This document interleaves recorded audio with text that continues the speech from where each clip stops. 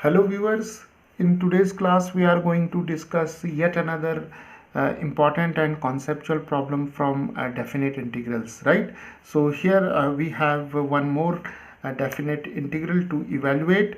So here we have to find the value of this definite integral in which the absolute value function in the numerator and the greatest integer function in the denominator is involved, right? So here this symbol represents the mod function, that is modulus function, and this symbol represents the greatest integer function, right? So we have to evaluate this integral from -1 to 1. We have mod of 1 minus x divided by greatest integer of x plus 3, right? So let us call this integral as I, right? Okay, now in order to apply or in order to solve these type of integrals, so what we usually do, we make use of the definition of the functions involved in the integrand, right? So here we see that our integrand is mod of 1 minus x. So here the mod function is involved, and in the denominator we have greatest integer of x plus 3. So in the denominator greatest integer function is involved, right? So here we have a combination of mod function and greatest integer function. So we'll make use of the definition or the concept of mod function and the greatest integer function, right? So let us start, and here first we'll take care of the mod function. So now here we see that the limits of integration are from -1 to 1, right? And between -1 and 1 we have the integer 0, right? So what we will do, we have a mod of 1 minus x in the numerator, right? So by definition of mod function, we can write mod of 1 minus x as positive 1 minus x when 1 minus x is greater than or equal to 0, right? And mod of 1 minus x is equal to negative of 1 minus x whenever 1 minus x is less than 0, right? So now if we simplify these two expressions, see what we get. We get plus 1 minus x, and here we can write x is less than or equal to 1, right? So when we solve this inequality, 1 minus x greater than or equal to 0, we'll get x less than or equal to 1, and here we get -1 plus x whenever see x is greater than 1, right? So when we solve this inequality, we'll get x greater than 1, right? So we have arrived at this definition of mod of 1 minus x by making use of this definition, that is mod of y is equal to plus y whenever y is greater than or equal to 0, and mod of y is equal to minus y whenever y is less than 0, right? Okay, so now here we see that the limits of integration are from -1 to 1. So our x lies between -1 and 1, right? So when we see our limits of integration, we see that here we have x less than or equal to 1, right? So when we see this inequality, x less than or equal to 1, we have this portion, right? So we'll have this portion. So whenever x is less than or equal to 1, mod of 1 minus x is equal to plus of 1 minus x, right? So now I can be written as -1 to 1, and mod of 1 minus x can be written as positive 1 minus x, and here we have dx divided by greatest integer of x plus 3, right? Okay, so now we have already taken care of this mod function. Now let us come to the greatest integer function, right? So now what we usually do in greatest integer function, we have to search for the integers, right? So whenever we deal with greatest integer function, we are in the search of integers, and here we have the limits -1 to 1, and between -1 to 1 we have the integer 0, right? So what we will do, we'll break this integral at this point, that is x is equal to 0, right? So our first integral is from -1 to 0, and the second one is from 0 to 1, right? So now we can rewrite this integral as -1 to 1. We have 1 minus x, then in the denominator we have greatest integer of x plus 3.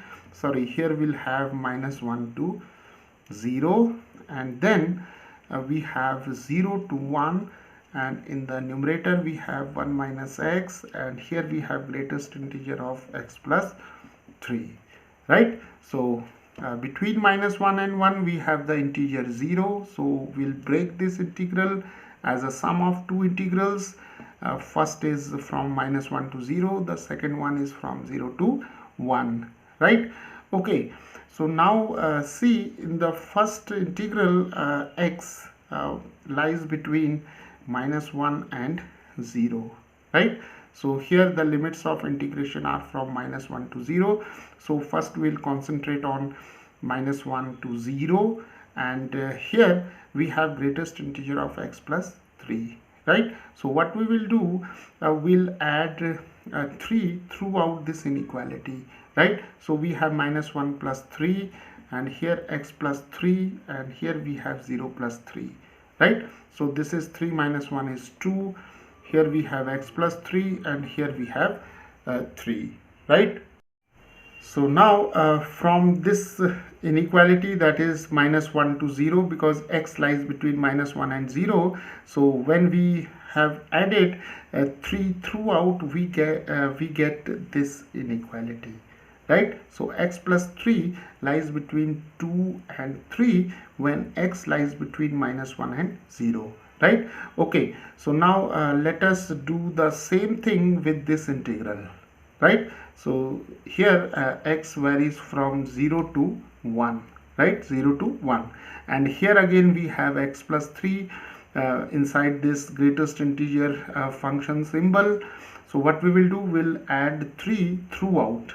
So what we'll get, 0 plus 3, here we have x plus 3, here we have 1 plus 3, so this is 3, this is x plus 3, and this is 4. So we see that x plus 3 lies between 3 and 4, right, when x lies between 0 and 1, right? So this is an important task to assign value to this expression, that is greatest integer of x plus 3, by making this type of algebraic treatment, right? So now we can write this integral as see, I is equal to this integral is -1 to 0, and we have 1 minus x, and in the denominator we have greatest integer of x plus 3. So x plus 3 lies between 2 and 3, so it implies that the value of greatest integer of x plus 3 must be equal to 2 when x plus 3 lies between 2 and 3. This is due to the definition of greatest integer function, right? So this x plus 3 lies between 2 and 3, so therefore by definition of greatest integer function, the value of greatest integer of x plus 3 is equal to 2, right? And similarly, so here we can first write 2, then we have dx, and now we have the second integral, that is 0 to 1, we have 1 minus x, and see, here we have greatest integer of x plus 3, right? And see, x plus 3 lies between 3 and 4, so again by same argument we can write greatest integer of x plus 3 is equal to 3, right? So here we have 3. So now these two integrals reduce to these two integrals. So now viewers, we have these two simple integrals, so we can now write I is equal to, here we have half, we can take half outside, So the integral of 1 minus x is simply x minus x square over 2, and the limits are from minus 1 to 0. And then here we have 1 over 3, and the integral of 1 minus x is x minus x square over 2, and we have 0 to 1, right? Okay, so now the task is very simple. We can simply substitute the limits and we'll take the difference. So see, when we take x is equal to 0, then these two terms disappear, so we have 0. And when we take minus 1 here, minus 1 minus 1 square is 1, so we have 1 over 2, and here we have 1 over 3. And when we take x is equal to 1 here, so we get 1 minus 1 over 2. And when we have x is equal to 0, both these terms are equal to 0, right? So now we can easily simplify it. So we have here minus 1 minus half is minus 3 by 2. So this minus and this minus get plused. Both the negative sign get multiplied and we'll get a positive sign. So we have here plus 3 over 2, and then we have 1 over 3. This is half minus half is half, right? So now we have 3 over 4. This is 1 over 6. So now we have the LCM of 4 and 6 is 12. So this is 4 3s are 12. So 3 3s are 9.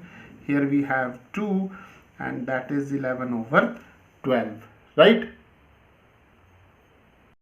So viewers, the value of this integral is equal to 11 over 12, right? And this is how by making use of the concept of mod function and the greatest integer function, we can solve these type of problems.